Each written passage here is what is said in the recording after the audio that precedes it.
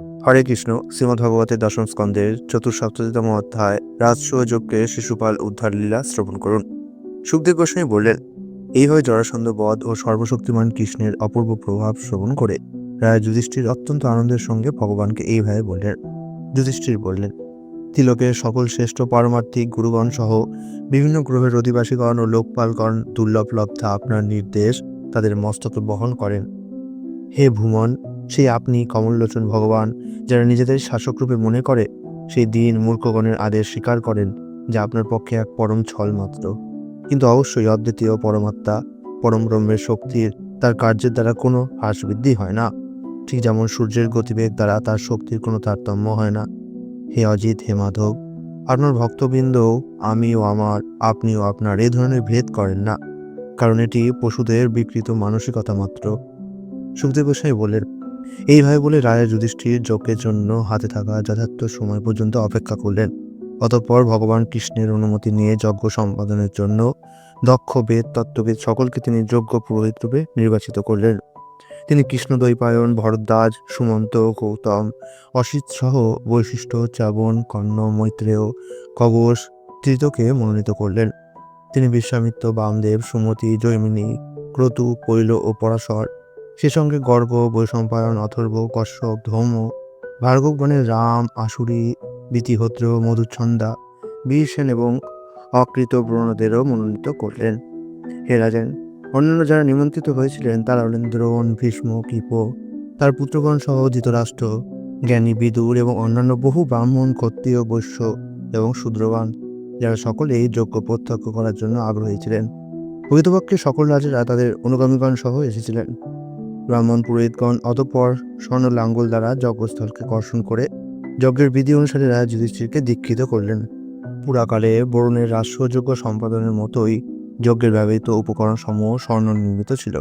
ইন্দ্র, ব্রহ্মা, শিব এবং অন্য অনেক লোকপালগণ তাদের স্বজনগণ সহ সিদ্ধ, গন্ধর্বগণ, বিদ্যাধরগণ, চারণগণ, মোহনাগণ, মুনিগণ, যক্ষগণ, রাক্ষস, দিব্যপক্ষী সমূহ, কিন্নরগণ এবং মর্তের রাজারা সকলেই আমন্ত্রিত হয়েছিলেন। এবং বস্তুত তারা সকল দিক থেকে পাণ্ডুপুত্র রাজা যুধিষ্ঠিরের রাজসৌযোগ্যে আগমন করেছিলেন। তারা যজ্ঞের ঐশ্বর্য দর্শন করে এতটুকু বিস্মিত হননি, কারণ শ্রীকৃষ্ণের একজন ভক্তের জন্য তা সুউপযুক্ত ছিল। দেবতুল্য শক্তিশালী পুরোহিতগণ বৈদিক বিধি অনুসারে রাজা যুধিষ্ঠিরের জন্য রাজসৌযোগ্য সম্পাদন করলেন, ঠিক যেমন অতীতে দেবতাগণ বরুণের জন্য তা সম্পাদন করেছিলেন। সোমরস নির্গত করার দিন রাজা যুধিষ্ঠির যথাযথভাবে এবং অত্যন্ত মনোযোগ সহকারে পুরোহিত ও সবার পরমোন্নত ব্যক্তিদের পূজা সম্পন্ন করলেন। তাদের মধ্যে কি অগ্রপূজার যোগ্য, তখন সবার সদস্যগণ তা বিচার করতে লাগলেন। কিন্তু যেহেতু সেখানে এই সম্মানের যোগ্যতা সম্পন্ন অনেক ব্যক্তি ছিলেন, তারা সিদ্ধান্ত গ্রহণ করতে পারল না। শেষ পর্যন্ত সহদেব এই কথাগুলি বললেন। সহদেব বললেন, নিশ্চিতরূপে যাদব প্রধান পরমেশ্বর ভগবান অচ্যুত এই সর্বোচ্চ পদের যোগ্য। প্রকৃতপক্ষে তিনি স্বয়ং দেশ, কাল ও দ্রব্যাদি স্বরূপ যজ্ঞে পূজিত সকল দেবতারই মূল। সমগ্র ব্রহ্মাণ্ড তার উপর প্রতিষ্ঠিত। যেমন এই মহাযজ্ঞ অনুষ্ঠান তাদের পবিত্র অগ্নি, আহুতি ও মন্ত্র দ্বারা তার উপর অধিষ্ঠিত। সাংখ্য ও যোগ উভয়েরই লক্ষ্য অদ্বিতীয় তিনি। হে সভাসদগণ, সেই অজ স্বপ্রতিষ্ঠ ভগবান তার নিজের শক্তিসমূহ দ্বারা এই জগৎ সৃষ্টি করেন, পালন করেন এবং বিনাশ করেন। আর এইভাবে একমাত্র তার উপরেই এই ব্রহ্মাণ্ডের অস্তিত্ব নির্ভর করছে। তিনি এই জগতের বহু কার্যাবলী সৃষ্টি করেন এবং এইভাবে তার অনুগ্রহ দ্বারা সমগ্র জগৎ ধর্মের শুভফল, অর্থনৈতিক উন্নয়ন, ইন্দ্রিয় তৃপ্তি ও মুক্তির জন্য উদ্যোগ গ্রহণ করে। সুতরাং আমাদের ভগবান শ্রীকৃষ্ণকে সর্বোচ্চ সম্মান প্রদান করা উচিত। আমরা যদি তা করি তাহলে আমরা সমস্ত জীবকে এবং আমাদের নিজেদেরও সম্মান প্রদর্শন করব। যে কেউই যিনি কামনা করেন যে তার প্রদত্ত সম্মান অবক্ষয় হবে, তার উচিত পূর্ণরূপে শান্ত, সকল জীবের পরমাত্মা এবং অনন্যদর্শী ভগবান শ্রীকৃষ্ণকে সম্মান জ্ঞাপন করা। সুখদেব গোস্বামী পড়ে চললেন। এই বলে শ্রীকৃষ্ণের প্রভাব হৃদয়ঙ্গমকারী সহদেব শান্ত হলেন এবং তার কথা শ্রবণ করার পর উপস্থিত সকল সজ্জন ব্যক্তিগণ সাধু সাধু ধ্বনিতে তাকে অভিনন্দন প্রদান করলেন। রাজা ব্রাহ্মণদের এই ঘোষণা শ্রবণ করে অত্যন্ত আনন্দিত হলেন, যার থেকে তিনি সমগ্র সবার ভাব হৃদয়ঙ্গম করতে পারলেন। প্রেমে আবির্ভূত হয়ে তিনি সর্বতভাবে ঋষিকেশ শ্রীকৃষ্ণের পূজা করলেন। ভগবান শ্রীকৃষ্ণের পাদপদ্ম প্রক্ষালন করবার পর মহারাজ যুধিষ্ঠির আনন্দিতভাবে তার মস্তকে সেই জল ছিটালেন এবং অতঃপর তার পত্নী, ভ্রাতাগণ ও পরিবারের অন্যান্য সদস্য ও মন্ত্রীগণের মস্তকে তা ছিটিয়ে দিলেন। সেই জল সমগ্র জগৎ পবিত্রকারী।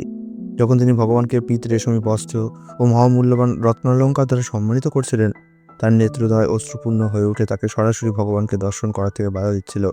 তারা যখন এইভাবে ভগবান শ্রীকৃষ্ণকে সম্মানিত হতে দর্শন করলেন, উপস্থিত প্রায় সকলেই তাদের কৃতাঞ্জলি পুটে আপনাকে নমস্কার করি, আপনার জয় হোক এই বলে ধ্বনি দিলেন। অতঃপর তাকে প্রণাম নিবেদন করলেন। স্বর্গ হতে পুষ্পবর্ষণ হলো। ভগবান শ্রীকৃষ্ণের চিন্ময় গুণাবলীর মহিমা কীর্তন শ্রবণ করে তমঘোষের অসহিষ্ণু পুত্র ক্রুদ্ধ হয়ে উঠল। সে তার আসন থেকে উঠে ক্রুদ্ধ হয়ে তার বাহুদায় উত্তোলিত করে নির্ভয়ে সহমতে ভগবানের বিরুদ্ধে এইসব কর্কশ কথা বলতে লাগলো। শিশুপাল বলল, সময় হচ্ছে সকলের দুর্লঙ্গ নিয়ন্তা। বেদের এই বক্তব্য নিঃসন্দেহে সত্য প্রমাণিত হলো, কারণ জ্ঞানী বৃদ্ধদের বুদ্ধি এখন বালক মাত্রের বাক্য দ্বারা বিচলিত হয়ে উঠেছে। হে সভাপতিগণ, আপনারা শ্রেষ্ঠত অবগত যে কে সম্মানিত হওয়ার জন্য যোগ্য প্রার্থী। সুতরাং একটি শিশু যখন দাবি করছে যে কৃষ্ণ পূজিত হওয়ার যোগ্য, তার কথা আপনাদের কর্ণপাত করা মোটেই উচিত নয়।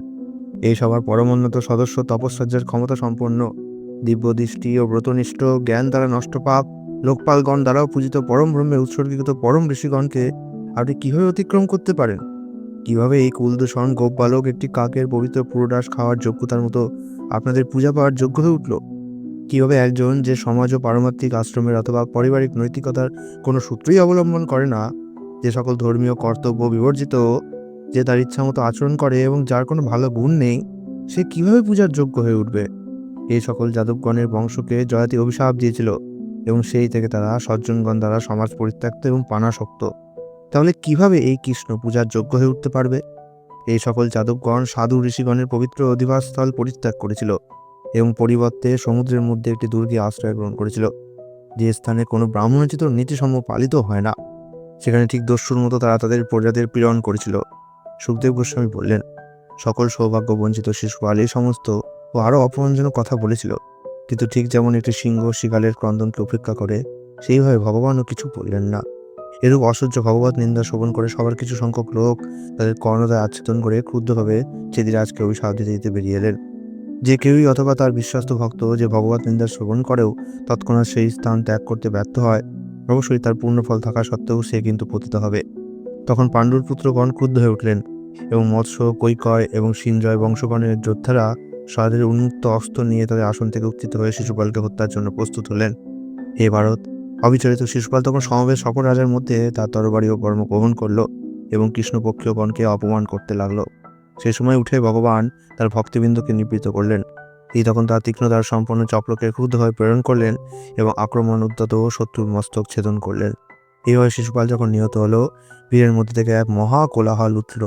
সেই শোরগোলের সুযোগ গ্রহণ করে শিশুপালের সমর্থক কতিপয় রাজা সত্ত্বর তাদের জীবনের ভয়ে সভা ত্যাগ করল। এক জ্যোতির্ময় আলো শিশুপালের দেহ থেকে উত্থিত হলো এবং সর্বসমক্ষে তা আকাশ থেকে পৃথিবীতে একটি উল্কার মতো পতিত হওয়ার মতো শ্রীকৃষ্ণের মধ্যে প্রবেশ করে গেল। 3 জন্ম শ্রীকৃষ্ণের প্রতি বিদ্বেষ ভাবাপন্ন হয়ে শিশুপাল ভগবানের চিন্ময় ভাব প্রাপ্ত হয়েছিলেন। প্রকৃতপক্ষে চেতনা দ্বারাই জীবের ভবিষ্যৎ জীবন নির্ধারিত হয়। সম্রাট যুধিষ্ঠির যজ্ঞের পুরোহিত ও সভাসদদের বেদ নির্দিষ্টভাবে সম্মান জ্ঞাপন করে উদারভাবে উপহার প্রদান করলেন। অতঃপর তিনি অবভৃত স্নান করলেন। এইভাবে যোগেশ্বরগণের ঈশ্বর শ্রীকৃষ্ণ দ্বারা রাজা যুধিষ্ঠিরের হয়ে এই মহাযজ্ঞের সফল সম্পাদন হয়েছিল। অতঃপর তাদের বিনীত প্রার্থনায় ভগবান তার অন্তরঙ্গ সুহৃদগণের সঙ্গে সেখানে কয়েক মাস অবস্থান করলেন। তারপর ভগবান দেবকীপুত্র রাজার অনিচ্ছাগত অনুমোদন গ্রহণ করে তার মহিষী ও মন্ত্রীগণ সহ তার নগরীতে প্রত্যাবর্তন করলেন। আমি ইতিমধ্যে আপনাকে বিস্তারিতভাবে বৈকুণ্ঠে 2 অধিবাসী ব্রাহ্মণগণ দ্বারা অভিশপ্ত হয়ে জড়জগতে বারবার জন্মগ্রহণ করার ইতিহাস বর্ণনা করেছি। সফলতার সঙ্গে রাষ্ট্র যজ্ঞের সমাপ্ত হওয়া যা চিহ্নিত করে সে চূড়ান্ত অবভৃত অনুষ্ঠানে শুদ্ধ হয়ে রাজা যুধিষ্ঠির সভায় সমবেত ব্রাহ্মণ ও ক্ষত্রিয়গণের মধ্যে স্বয়ং দেবরাজের মতো শোভা পাচ্ছিলেন। দেবতা, মানুষ ও খেচরগণ সকলে রাজা দ্বারা যথাযথভাবে সম্মানিত হয়ে মহাযজ্ঞ ও শ্রীকৃষ্ণের স্তুতিগান গাইতে গাইতে তাদের নিজ নিজ রাজ্যে সুখে গমন করলেন। কলির অংশসম্ভূত ও কুরুবংশের ব্যাধিস্বরূপ পাপিষ্ঠ দুর্যোধন ব্যতীত সকলেই সন্তুষ্ট ছিল। সে পাণ্ডুপুত্রের ঐশ্বর্যের সমৃদ্ধি দর্শন করে তা সহ্য করতে পারল না। যিনি শিশুপাল বধ, রাজাদের উদ্ধার এবং রাষ্ট্রযজ্ঞের অনুষ্ঠান সহ ভগবান বিষ্ণুর এই সমস্ত কৃত্যাবলী শোভন করেন, তিনি সর্বপাপ থেকে মুক্ত হন। এটি শ্রীমদ্ভগবদ্গীতার দশম স্কন্ধের রাষ্ট্রযজ্ঞে শিশুপাল উদ্ধার নামক চতুঃসপ্ততিতম অধ্যায়ের কৃষ্ণকৃপা শ্রীমতী ছিল অবচারণবৃন্দ ভক্তিবেন্দ্র স্বামী প্রভুপাদের দীনহীন দাসবৃন্দ কৃত অনুবাদ সমাপ্ত হল। হরে কৃষ্ণ।